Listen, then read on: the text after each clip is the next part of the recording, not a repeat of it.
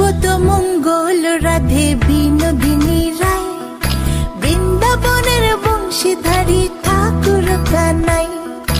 একলা রাতে যমুনাতে জল ভরিতে যায়, পেছন থেকে কৃষ্ণ তখন আরে আরে চায়। জল ভর রাধে ও গোয়ালের ঝি, কলস আমার পূর্ণ করো রাধে বিনোদী। কালো মানিকে হাত পেতেছে চাঁদ ধরিতে চায়, বামনকে আর হাত বাড়ালে চাঁদের দেখা পায়।